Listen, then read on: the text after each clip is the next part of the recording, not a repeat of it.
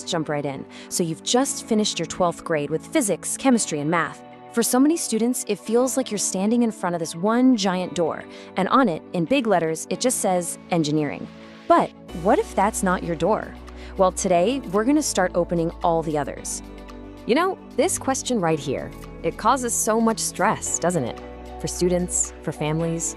You've worked so hard to build this amazing foundation in PCM, but that default B.Tech path, it just might not feel right for you. And if that's you, you are definitely not alone. The great news is the answers are way more exciting than you probably think. To make this real, let's follow the story of a student named Raj. His situation is probably going to sound pretty familiar to a lot of you. He's got a real passion for science, but he just can't picture himself as an engineer. So let's follow his journey as he starts to explore these other options.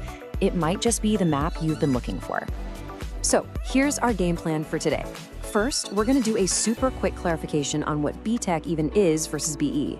Then we'll dive into some incredible careers in core science. After that, we'll explore where creativity and analytics meet. And finally, we'll look at the absolutely booming world of tech and data. By the end, you're going to have a whole toolkit to figure out your own perfect path.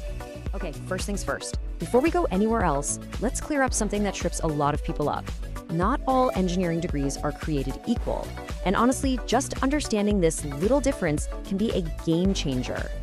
So here's the deal. A BE or Bachelor of Engineering is way more about the theory. It's for the person who loves digging into the deep why behind how things work.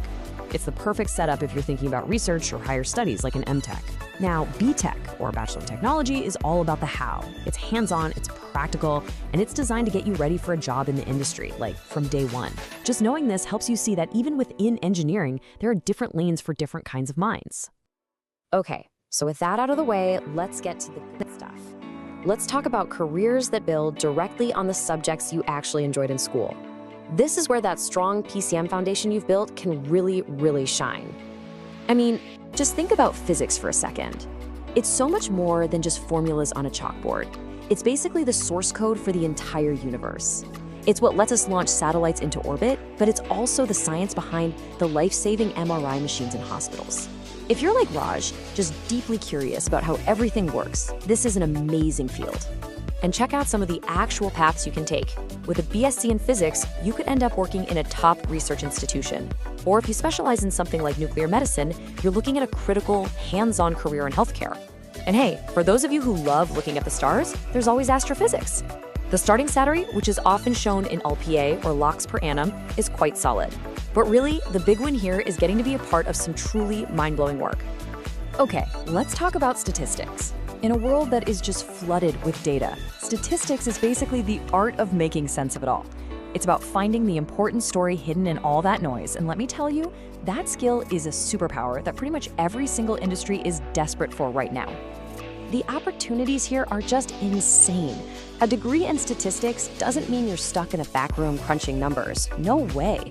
It could mean you're a data analyst at Google, figuring out what makes people click, or a machine learning engineer at Apple, literally building the future of artificial intelligence.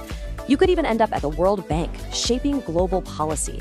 The demand for these skills is just off the charts. Okay, so what if you're one of those people with a foot in both worlds? You're analytical, but you're also super creative. Well, this next section is for you. This is where the logic of science smashes right into the world of art and design. And for Raj, this is where things started to get really interesting. You know, architecture is so much more than just drawing pretty buildings. It's about designing the actual spaces where our lives unfold. It's where your grasp of physics and materials comes together with a creative vision to literally shape the world that we all live and work in. So, how do you get into it? The main gateway is an exam called NADA. Once you get into a Bachelor of Architecture program, the doors just fly open, especially with India's massive infrastructure growth right now. You could become an urban planner designing entire neighborhoods, or a sustainable designer creating green buildings.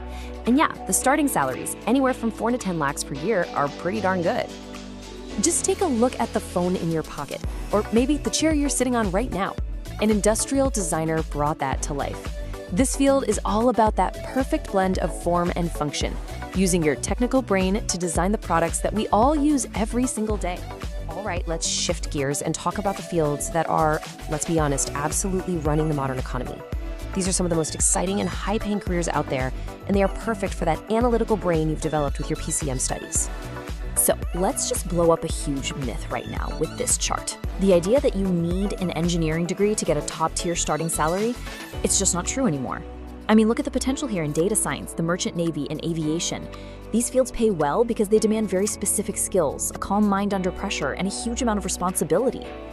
So what on earth is data science? You hear the term everywhere. Well, think of it as the ultimate mashup. It combines statistics, computer science, and a good dose of business savvy. A data scientist is kind of like a modern-day detective, sifting through mountains of data to find clues and insights that solve really complex, important problems.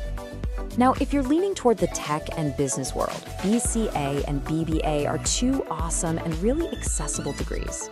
Here's a simple way to think about it.